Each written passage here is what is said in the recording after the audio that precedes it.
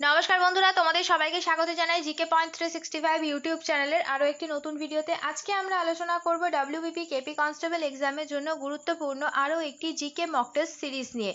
আমাদের চ্যানেলে প্রতিদিনই সন্ধ্যাবেলা ডব্লিউবিপি কেপি কনস্টেবল এক্সামের জন্য মক টেস্ট হচ্ছে, তোমরা সেই মক টেস্টে অংশগ্রহণ করো। প্রতিদিনই যে সমস্ত প্রশ্নগুলো আমরা নিয়ে আসছি, প্রত্যেকটি প্রশ্ন কিন্তু তোমাদের এক্সামের জন্য ভীষণভাবে গুরুত্বপূর্ণ। সেই কারণে একটু স্কিপ না করে প্রত্যেকটি ভিডিও তোমরা খুব মনোযোগ সহকারে দেখো এবং এর যে গুরুত্বপূর্ণ তথ্যগুলো থাকছে সেগুলো তোমরা চাইলে নোট ডাউন করে নিতে পারো।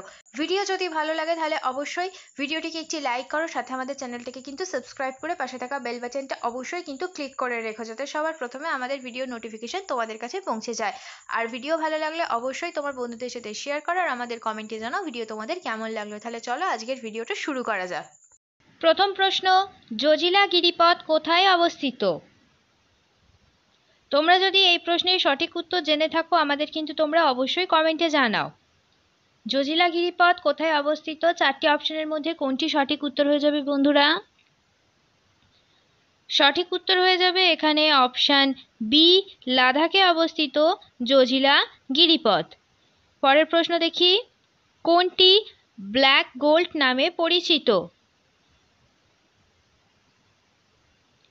সঠিক উত্তর কি হবে বন্ধুরা? সঠিক উত্তর হবে অপশন ডি, পেট্রোলিয়ামকে বলা হয় ব্ল্যাক গোল্ড আর কালো হিরে বলা হয় কয়লাকে। ব্ল্যাক ডায়মন্ড হলো কয়লা।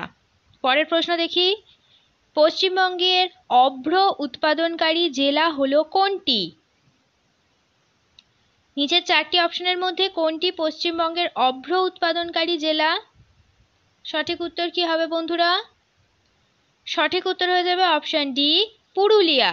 পরের প্রশ্ন দেখি বন্ধুরা, আধুনিক ভূগোলের জনক কাকে বলা হয়?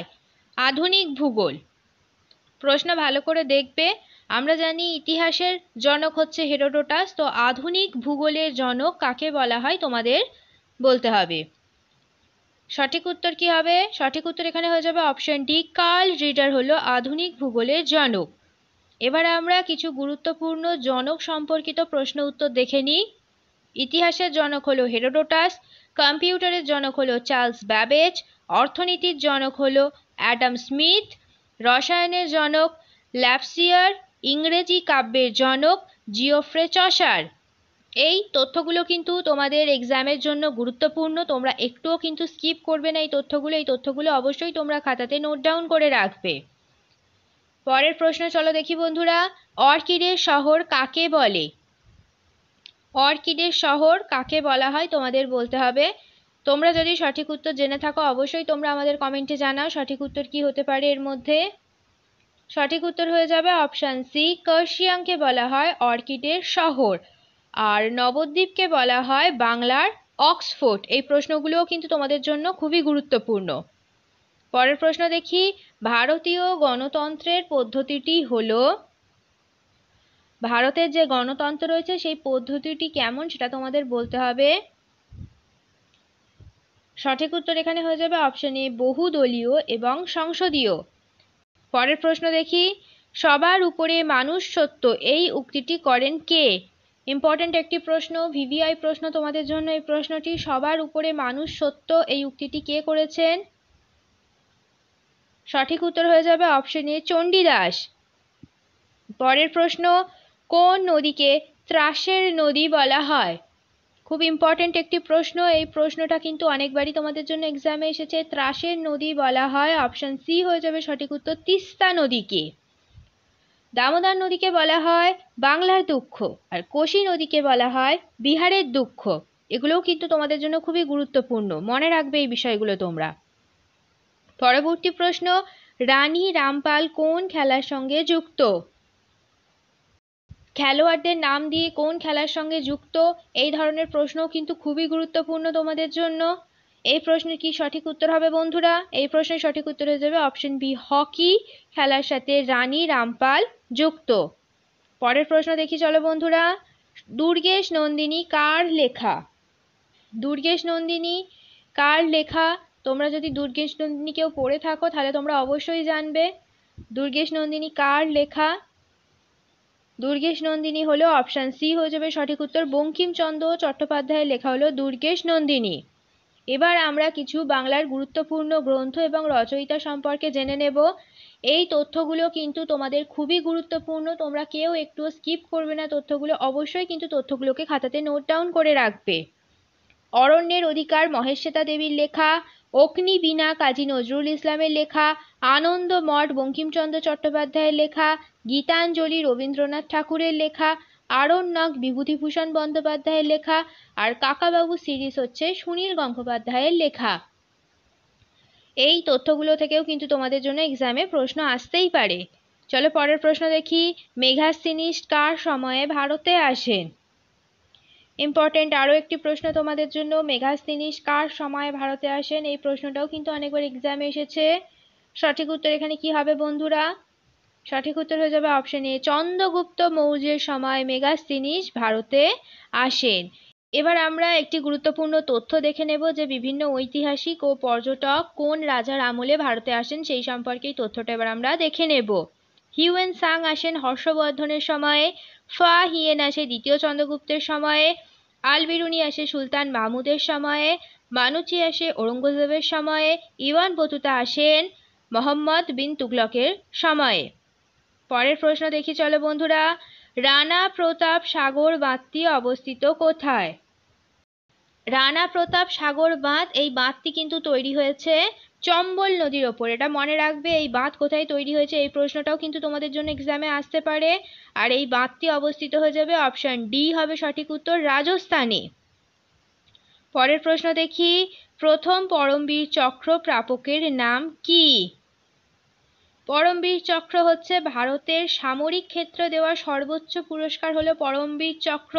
তো এই পরমবীর চক্র যে ভারত থেকে প্রথম পেয়েছে তার নাম কি? প্রথম পরমবীর চক্র প্রাপকের নাম হলো অপশন বি, সোমনাথ শর্মা।